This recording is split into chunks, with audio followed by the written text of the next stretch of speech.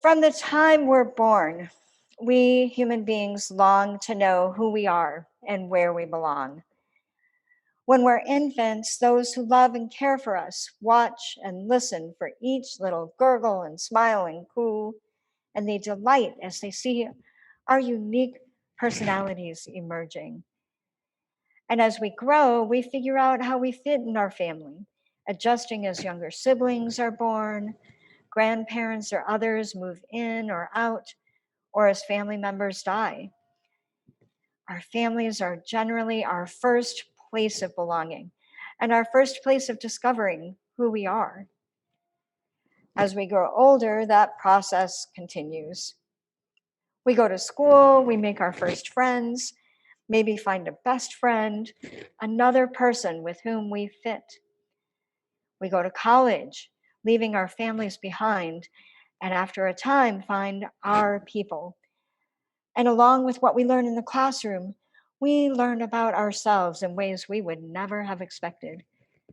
We begin to find out who we are as adults and dream of what our lives might be like when we are on our own, where we'll live, what our purpose will be, who we'll spend our time with, who we will be, and where and with whom we'll belong. We find out at some point along the way that we will never be completely done with this. Divorce, death, loss in abilities or illness, employment transition, even perhaps a pandemic could lead to a change in our circumstances we didn't anticipate. And we may once again find ourselves wondering who we are and where we belong, long after we thought we had figured that out. There can be joy and excitement along the way, and the process can also bring loneliness, isolation, confusion, grief, frustration, and a host of other very real human emotions.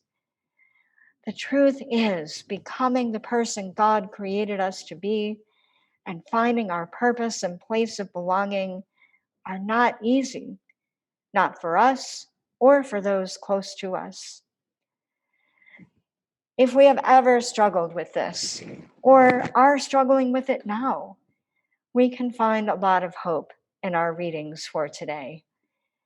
Because one thing that becomes clear as we listen is that God understands our need for belonging and how easy it is to forget who we are. Jeremiah is bringing God's word to a people who have been exiled, cut off from the place they belonged, and from many of those they belonged with.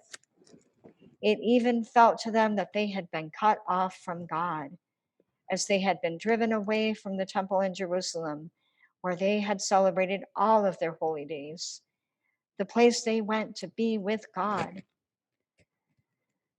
Perhaps we can understand that better now than ever, when it is almost exactly a year since we celebrated our first Zoom worship.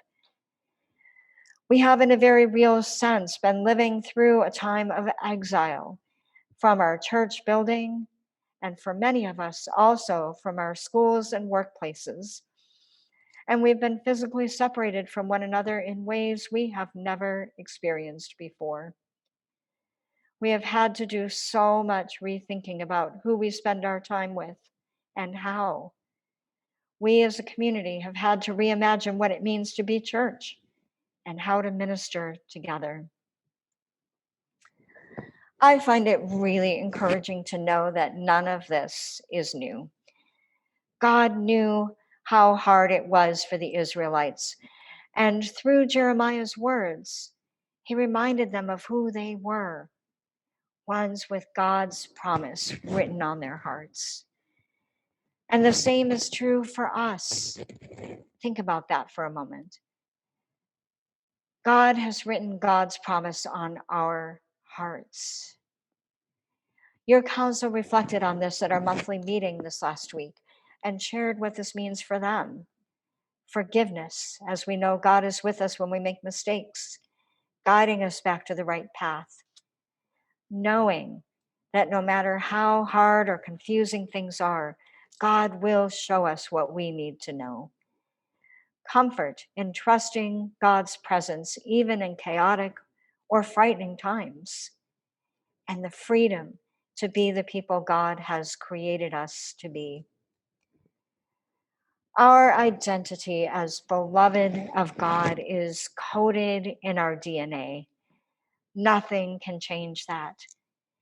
In spite of recent declarations that LGBTQ people are not acceptable as they are, the constant denial of basic human rights and dignity of people of color, the shootings targeting Asian people in Atlanta that took 8 lives this week, the brutal assault on life and freedom of people in Myanmar who are calling for justice, the trauma and exile of pandemic. Despite all of that, God is faithful and the promise holds.